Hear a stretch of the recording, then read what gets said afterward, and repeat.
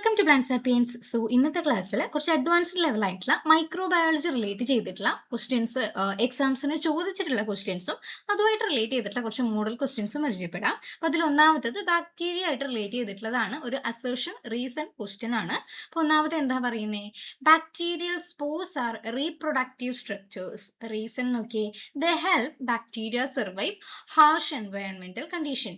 So ഈ ഒരു assertion reason എന്ന് പറയുന്നതിൽ ഓപ്ഷൻ ഏതാണ് വരിക? ഓപ്ഷൻ എന്ന് പറയുന്നത് കൺഫ്യൂഷൻ ആയി പോകരുത്. ഓപ്ഷൻ വരുന്നത് ഡി ആണ്. കാരണം ബാക്ടീരിയ സ്പോർസ് എന്ന് പറയുന്നത് ഒരിക്കലും ഒരു റീപ്രൊഡക്റ്റീവ് സ്ട്രക്ചർ അല്ല. ഓക്കെ, അതൊരു ഹാർഷ് എൻവയോൺമെന്റൽ കണ്ടീഷനിൽ സർവൈവ് ചെയ്യാൻ വേണ്ടിയിട്ട് മാത്രമുള്ള ഒരു സ്ട്രക്ചർ ആണ് ബാക്ടീരിയൽ സ്പോർസ് എന്ന് പറയുന്നത്. നമ്മൾ ബാക്ടീരിയൽ റീപ്രൊഡക്ഷൻ പഠിച്ചിട്ടുണ്ട് അല്ലെ? ആ ഒരു ട്രാൻസ്ഡക്ഷൻ, ആ ഒരു കോൺജുഗേഷൻ എന്നൊക്കെ പറയുന്ന പ്രോസസ്സിലൂടെയാണ് ബാക്ടീരിയ റീപ്രൊഡ്യൂസ് ചെയ്യുന്നത്.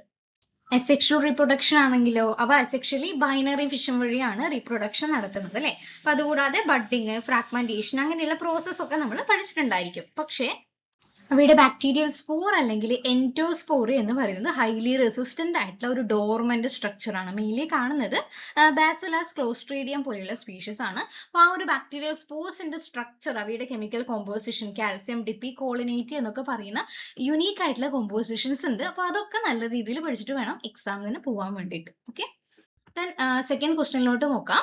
which of the following is not true for virus? വൈറസോളജി ആയിട്ട് റിലേറ്റ് ചെയ്തിട്ടുള്ള ക്വസ്റ്റ്യൻ ആണ്. അപ്പൊ നമുക്ക് ഓരോന്നോരോന്നായിട്ട് നോക്കാം.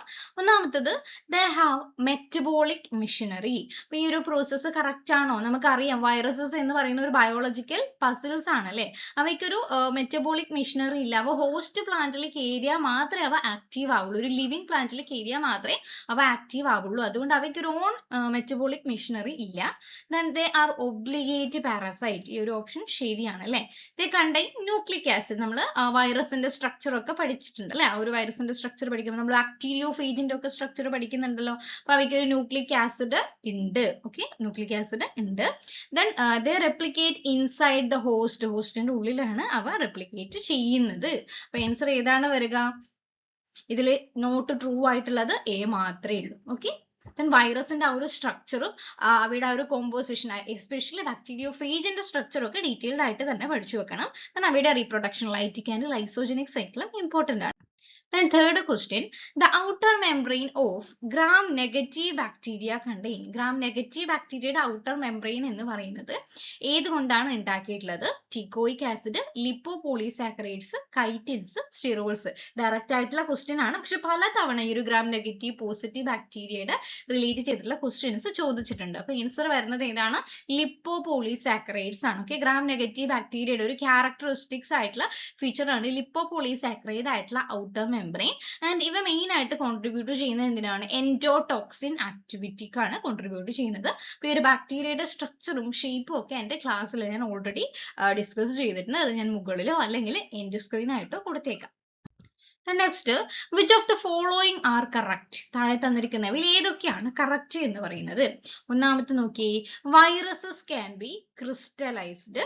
then രണ്ടാമത്തത്, വൈറോയിഡ്സ് കോസ് പ്ലാന്റ് ഡിസീസസ് അല്ലെ? മൂന്നാമത്തത്, mycoplasma has rigid cell wall. നാലാമത്തത്, bacteria reproduce by binary fission. അപ്പൊ ഇതില് ഏതാണ് ശരിയല്ലാത്തത്? 3 ശരിയാണോ? നമ്മൾ മൈക്രോപ്ലാസ്മ എന്ന് പറയുന്ന സ്ട്രക്ചർ എന്താ പഠിച്ചത്? Bacteria cell without cell wall എന്നാണ് പഠിച്ചിട്ടുള്ളത് അല്ലെ? ബാക്ടീരിയ വിത്തൗട്ട് സെൽ വോൾ ആണ് മൈക്രോപ്ലാസ്മ. അവയാണ് ഏറ്റവും ഒരു എർത്തിലുള്ള ഏറ്റവും സ്മോളസ്റ്റ് ആയിട്ടുള്ള ഫ്രീ ലിവിങ് ഓർഗാനിസം കൂടിയാണ് മൈക്രോപ്ലാസ്മ. ഓക്കെ, അപ്പം ബാക്കിയുള്ള കാര്യങ്ങളൊക്കെ കറക്റ്റ് അല്ലേ? കറക്റ്റ് അല്ലേ? അപ്പൊ ആൻസർ ഏതാണ് വരിക? 1ഉം 2ഉം 4 ആണ് കറക്റ്റ് ആയിട്ട് വരിക. ഓക്കെ, നെക്സ്റ്റ് ക്വസ്റ്റ്യനിലോട്ട് പോകാം. Which structure is involve in bacterial attachment and conjugation? അപ്പൊ ഈ ബാക്ടീരിയൽ അറ്റാച്ച്മെന്റ് ആൻഡ് കോൺജുഗേഷൻ എന്ന് പറയുന്ന ഒരു സെക്ഷുവൽ റീപ്രൊഡക്റ്റീവ് മെത്തേഡിൽ ജീൻ ട്രാൻസ്ഫറുമായിട്ട് റിലേറ്റ് ചെയ്തിട്ടുള്ളതാണ് അല്ലെ? അപ്പൊ അവിടെ കോൺജുഗേഷൻ മെത്തേഡ്സ് ആയിട്ട് റിലേറ്റ് ചെയ്തിട്ടുള്ള സ്ട്രക്ചർ ഏതാണെന്നാണ് ചോദിച്ചിട്ടുള്ളത്. Flagella, pili, capsule, endospore. അപ്പൊ നമുക്ക് ഫ്ലജല്ലയും പിലിയും മാറിപ്പോകരുത്. ഫ്ലജല്ലയുടെ ഒരു ചെറിയൊരു സ്മോളസ്റ്റ് ആയിട്ടുള്ള പോർഷനാണ് നമ്മൾ പിലി എന്ന് പറയുന്നത്. സെക്ഷുവൽ ടേം അല്ലെങ്കിൽ സെക്ഷുവൽ റീപ്രൊഡക്ഷനുമായിട്ട് റിലേറ്റ് ചെയ്തിട്ടുള്ള ഫ്ലജല്ലിനെയാണ് നമ്മൾ എന്ത് പറയുന്നത്? ഫിംബ്രി അല്ലെങ്കിൽ പിലി എന്ന് പറയുന്നത്. അപ്പൊ കോൺജുഗേഷനുമായിട്ട് റിലേറ്റ് ചെയ്തിട്ടുള്ള സ്ട്രക്ചർ എന്ന് പറയുന്നത് പിലി അല്ലെങ്കിൽ ഫിംബ്രി ആണ്. Okay, The next question, the infectious agent composed only of RNA without protein coat. Okay, അപ്പോൾ ഈ ഒരു വൈറസ്, വൈറോയിഡ്സ്, പ്രയോൺസ് അതിൻ്റെ ഒക്കെ ഡീറ്റെയിൽഡ് ആയിട്ടുള്ള ഒരു ക്ലിയർ കട്ട് അല്ലെങ്കിൽ ഷോർട്ട് ആയിട്ടുള്ള വീഡിയോ കൂടി ഞാൻ എൻ്റെ ക്ലാസ്സിൽ അപ്ലോഡ് ചെയ്തിട്ടുണ്ട്. അപ്പോൾ ഇവിടെ ചോദിച്ചേക്കുന്നത് ഒരു ഇൻഫെക്ഷ്യസ് ഏജന്റ് ആണ്, അവയ്ക്ക് ഓൺലി RNA മാത്രമേ ഉള്ളൂ, പ്രോട്ടീൻ കോട്ട് ഇല്ല. നമുക്കറിയാം വൈറസിന് എന്തുണ്ട്, ഒരു പ്രോട്ടീൻ കോട്ട് ഉണ്ട്. ബാക്ടീരിയനെ കുറിച്ചല്ല ഇവിടെ പറയുന്നത്. ഓക്കെ, ബാക്ടീരിയനെ കുറിച്ചും അല്ല പറയുന്നത്. പ്രയോണും വൈറോയിഡ്സ് ഇവ രണ്ടിൽ ഏതോ ഒന്നാണ്. RNA വിത്തൗട്ട് പ്രോട്ടീൻ കോട്ട് ആരാണ്? വൈറോയിഡ്സ് ആണ്. ഓക്കെ, വൈറോയിഡ്സ് ആണ് RNA without protein coat. then prions ആണെങ്കിലോ അത് ജസ്റ്റ് പ്രോട്ടീൻ മാത്രമേ ഉള്ളൂ അല്ലെ, ഒരു മിസ്ഫോൾഡഡ് ആയിട്ടുള്ള ഒരു പ്രോട്ടീൻസ് ആണ്. ബാക്ടീരിയനെയോ വൈറസിനെയോ പോലെ അവയ്ക്ക് ജനറ്റിക് മെറ്റീരിയൽസ് ഇല്ല. അപ്പൊ ആൻസർ ഏതാണ് വരിക? വൈറോയിഡ് ആണ് വരിക. ഓക്കെ ഓക്കെ അപ്പൊ നെക്സ്റ്റ് ക്വസ്റ്റ്യനിലോട്ട് പോകാം. ബാക്ടീരിയ ആയിട്ട് റിലേറ്റ് ചെയ്തിട്ടുള്ള സ്റ്റേറ്റ്മെന്റ്സിൽ താഴെ തന്നിരിക്കുന്നവയിൽ ഏതാണ് കറക്റ്റ് ആയിട്ടുള്ളത് എന്നാണ് ചോദിച്ചിട്ടുള്ളത്. അപ്പൊ ഒന്നാമത്തെ ഓപ്ഷൻസ് നോക്കാം. Bacteria possess membrane bound organelles. ഈ ഒരു ഓപ്ഷൻ എന്ന് പറയുന്നത് തെറ്റാണ്. കാരണം എന്താ, ബാക്ടീരിയ ഒരു പ്രൊക്കാരിയോട്ട് ആണ് അല്ലെ, ബാക്ടീരിയയിൽ മെംബ്രെയിൻ ബൗണ്ട് ഓർഗനൽസ് ഇല്ല. Okay, the next, ribosome in bacteria are 70s ആണ് അല്ലെ, പ്രൊക്കാരിയോട്ടിലെ 70s ഉം യൂക്കാരിയോട്ടിലെ 80s ടൈപ്പും ആണെന്ന് പഠിച്ചിട്ടുണ്ട്. Okay, then third one, cell wall contain peptidoglycan. Okay, ബാക്ടീരിയയിലെ ഏറ്റവും ഇമ്പോർട്ടന്റ് ആയിട്ടുള്ള പെക്യുലാരിറ്റി ആണ് peptidoglycan ആയിട്ടുള്ള റിച്ച് ആയിട്ടുള്ള സെൽ വോൾ ആണ് ഉണ്ടായിരിക്കാം. then third നോക്കിയേ, DNA is enclosed within a nuclear membrane. ഇല്ല, പ്രൊക്കാരിയോട്ട് ആയതുകൊണ്ട് തന്നെ ബാക്ടീരിയക്ക് എന്തില്ല, ന്യൂക്ലിയർ മെംബ്രെയിൻ വെൽ ഡിഫൈൻഡ് ആയിട്ടുള്ളത് ഇല്ല. അപ്പൊ ആൻസർ ഏതാണ് വരിക? ആൻസർ എ ആണ്. 2 and 3 ആണ് കറക്റ്റ് ആയിട്ടുള്ളത്. ഓക്കെ, then എട്ടാമത്തെ question, in acid fast bacteria resistance to staining is due to. ഈ ഒരു ആസിഡ് ഫസ്റ്റ് ബാക്ടീരിയയിൽ അവയിൽ ഒരു സ്പെഷ്യലൈസ്ഡ് ആയിട്ടുള്ള ചില കോമ്പൗണ്ട്സ് ഉണ്ട്. ഈ ഓപ്ഷനിലുള്ള ഒരു കോമ്പൗണ്ട് ആണ്. ഒരു കോമ്പൗണ്ട് ഉള്ളത് കൊണ്ട് തന്നെ ഹൈലി അവിടെ വാക്സി സെൽ വോളിൽ ഹൈ കോൺസെൻട്രേഷനിൽ ഈ ഒരു ആസിഡ് ഉള്ളത് കൊണ്ട് തന്നെ ഒരു ആസിഡ് ആണ് എന്നാണ് ഞാൻ പറയുന്നത്. Acids long chain of fatty acids കൊണ്ട് ഉണ്ടാക്കിയിട്ടുള്ള ഒരു ഹൈഡ്രോഫോബിക് ആയിട്ടുള്ള ഒരു ബാരിയർ ആണ്. അപ്പൊ അതുകൊണ്ടാണ് സ്റ്റെയിനിങ്ങിന് ഈ ഒരു ആസിഡ് ഫസ്റ്റ് ബാക്ടീരിയ എന്ത് കാണിക്കുന്നത്, റെസിസ്റ്റൻസ് കാണിക്കുന്നത്. അപ്പൊ അത് എന്തിന്റെ പ്രസൻസ് ആണെന്നാണ് ചോദിച്ചിട്ടുള്ളത്. ആൻസർ വരുന്നത് ഏതാണ്? മൈക്കോളിക് ആസിഡ് ആണ്. ഓക്കെ, മൈക്കോളിക് ആസിഡ് ആണ് ആൻസർ വരുന്നത്. Then next, match the following ആയിട്ടുള്ള ഒരു ക്വസ്റ്റ്യൻ ആണ്. അപ്പം വളരെ സിമ്പിൾ ആയിട്ടുള്ള ക്വസ്റ്റ്യൻ ആണ്, നോക്കാം. വൈറസസ് എന്ന് പറയുന്നത് naked RNA, no cell wall, protein coat, peptidoglycan. Okay, അപ്പൊ വൈറസസ് എന്ന് പറയുമ്പോൾ ആൻസർ ഏതാണ് വരിക? പ്രോട്ടീൻ കോട്ട് ആണ് അല്ലെ, വൈറസസിൽ പ്രോട്ടീൻ കോട്ട് പ്രസന്റ് ആണ്. then no cell wall, cell wall ഇല്ലാത്തത് ആരാണ്? സെൽ വോൾ ഇല്ലാത്തത് ആരാണ്? നമ്മൾ നേരത്തെ പഠിച്ചു, മൈക്കോപ്ലാസ്മയാണ് സെൽ വോൾ ഇല്ലാത്തത്. വൈറോയിഡ്സിനാണ് നേക്കഡ് RNA, പ്രോട്ടീൻ കോട്ട് ഇല്ലാത്ത സ്ട്രക്ചർ ആണ് വൈറോയിഡ്സ് എന്ന് പഠിച്ചിട്ടുണ്ട്. പെപ്റ്റിഡോഗ്ലൈക്കാൻ ആയിട്ടുള്ള സെൽ വോൾ കാണുന്നത് എവിടെയാണ്? ബാക്ടീരിയയിലാണ്. അപ്പോൾ ആൻസർ ഏതാണ് വരിക? A3. ഓക്കെ, വൈറസ് എന്ന് പറയുന്നത് പ്രോട്ടീൻ കോട്ട്, ദെൻ വൈറോയിഡ് എന്ന് പറയുന്നത് naked RNA, then plasma, mycoplasma എന്ന് പറയുന്നത് നോ സെൽ വോൾ ആണ്. ഓക്കെ, ബാക്ടീരിയ എന്ന് പറയുന്നത് പെപ്റ്റിഡോഗ്ലൈക്കാൻ ആണ്. Okay, the next question, which bacterial group thrives in extreme environment? താഴെ കൊടുത്തിരിക്കുന്നവയിൽ ഏത് ബാക്ടീരിയ ആണ് എക്സ്ട്രീം എൻവയറമെന്റൽ കണ്ടീഷൻ ത്രൈവ് ചെയ്യുന്നത്?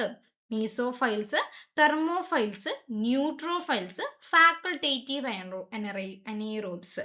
വളരെ സിമ്പിൾ ആയിട്ടുള്ള ഡയറക്റ്റ് ക്വസ്റ്റ്യൻ ആണ് അല്ലേ. ഏതാണ് വരിക? തെർമോഫൈൽസ് ആണ്. ഹൈ ഡ്രോട്ട് കണ്ടീഷനിൽ, ഹൈ ടെമ്പറേച്ചർ കണ്ടീഷനിലൊക്കെ വിത്ത്സ്റ്റാൻഡ് ചെയ്യാൻ പറ്റുന്ന ബാക്ടീരിയാസിനെയാണ് തെർമോഫൈൽസ് എന്ന് പറയുന്നത്. So next question, the ELECT test is used to detect. ഇത് കുറച്ച് ഇൻഡയറക്റ്റ് ആയിട്ടുള്ള, കുറച്ച് ഡീപ്പർ ആയിട്ടുള്ള, ഒരു റാങ്ക് മേക്കിംഗ് ആയിട്ടുള്ള ഒരു ക്വസ്റ്റ്യൻ ആയിട്ട് നമുക്ക് കണക്കൂട്ടാം. ദ ELECT ടെസ്റ്റ് എന്ന് പറയുന്നത് ഏത് ഡിറ്റക്ഷന് വേണ്ടിയിട്ടാണ് യൂസ് ചെയ്യുന്നത്? Capsule formation, toxin production, antibiotic sensitivity, spore formation.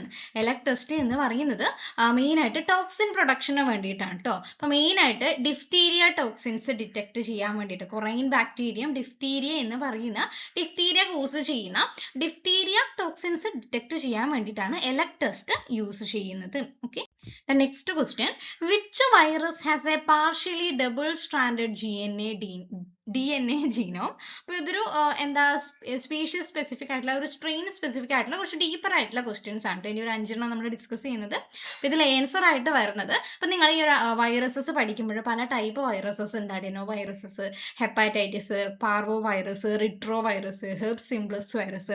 അപ്പോൾ അതിന്റെ ഒക്കെ യുണീക്ക് ആയിട്ടുള്ള ക്യാരക്ടേഴ്സ് പഠിച്ചു വെക്കുന്നത് നന്നായിരിക്കും. അപ്പോൾ ഇവിടെ പാർഷ്യലി ഡബിൾ സ്റ്റാൻഡേർഡ് DNA ഉള്ളത് ഹെപ്പാറ്റൈറ്റിസ് ബി വൈറസസിനാണ്. ഓക്കെ, അതൊരു യുണീക് ക്യാരക്ടേഴ്സ് ആണ്. ആൻഡ് ഇവയാണ് റിവേഴ്സ് ട്രാൻസ്ക്രിപ്റ്റേസ് ആണ് ഇവ യൂസ് ചെയ്യുന്നതെന്നും കൂടി പഠിച്ചു വെച്ചേക്കുക. Then 13th next question, which of the following is an obligate intracellular organism? അതായത് സെല്ലിന്റെ ഉള്ളിൽ മാത്രം ആക്റ്റീവ് ആകുന്ന പാരസൈറ്റ്സ് ആയിട്ടുള്ള അല്ലെങ്കിൽ ഡിസീസ് കോസിംഗ് ആയിട്ടുള്ള ഓർഗാനിസം ഏതാണ്? താഴെ തന്നിരിക്കുന്നവയിൽ ഏതാണെന്നാണ് ചോദിച്ചിട്ടുള്ളത്.